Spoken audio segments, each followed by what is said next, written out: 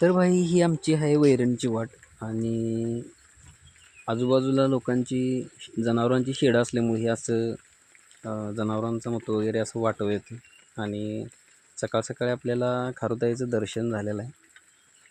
तिचा तर नाश्ता चालू आहे, पण आमचा नाश्ता अजून झालेला नाही, कारण आम्हाला वैरण घेऊन गेल्याशिवाय काय नाश्ता मिळत नाही.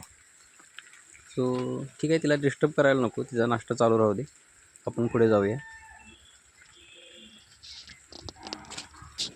तर नमस्कार मित्रांनो, शुभ सकाळ. आणि आपण आलो आहे आज वैरणीला. सो रोजचीच आमची सकाळची सुरुवात अशीच असते, पहिला वैरण मग बाकी काय असेल ते. आणि तुम्ही आता बघू शकता आपलं गवत वगैरे. सो आपण आता जरा कापायला चालू करूया.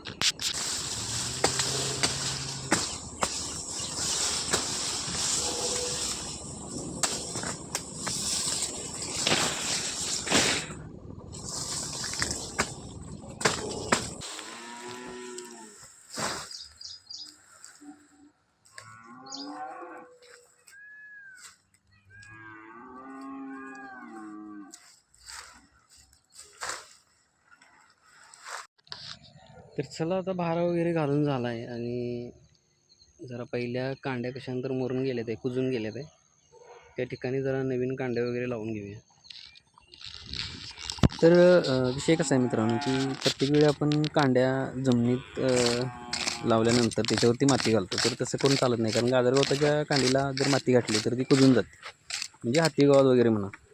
तर आपण काय करायचं की तिला वरच्यावर ठेवायचे, आणि ठेवताना सेम अशी ठेवायची की तिचं जे डोळं आहेत, म्हणजे जे कोंब यायला लागले ते डावीकडे उजवीकडे असं झालं पाहिजे, वर खाली नाही. मग खाली कोंब आहे तो कुजून जातो आहे. सो आपल्याला डावीकडं आणि उजवीकडं असं करून ती कांड्या लावायच्या आहेत. ठीक आहे, मग आपण सगळ्या कांड्या लावून झाल्यानंतर बोलू.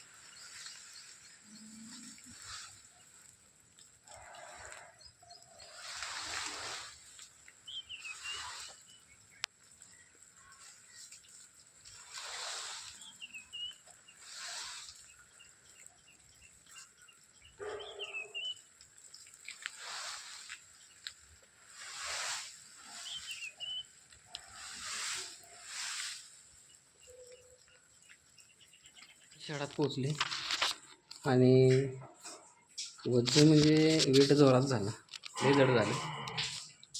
ती वाट नवीन होती म्हणलो, एवढा अंदाज आला नाही वाटत. नवीन वाटण आल्यामुळे जड झालेलं. तुम्ही पण जर अशीच वैरण आणत असशील तर एकाचं 2 करायला लागलं तर चालते. जवळ असेल तर, लांब असेल तर काय थोडंच कापलेलं बरं, पण कुठेतरी स्लिप होऊन काय दुखापत होण्यापेक्षा ते बरं आहे. ठीक आहे, तर मग आता पुढची प्रोसेस आपली वैरणीची कुट्टी करणे आणि मग जनावरं धुणे.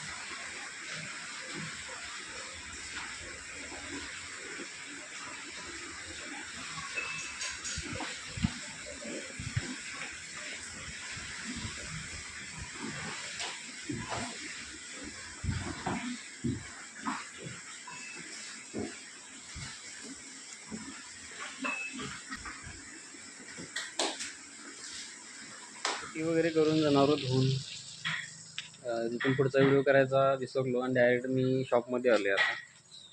आज खूप वेळ झाला आहे, त्यात लाईट नव्हती. सो बाकीचं आपण आता नेक्स्ट व्हिडिओमध्ये बघू.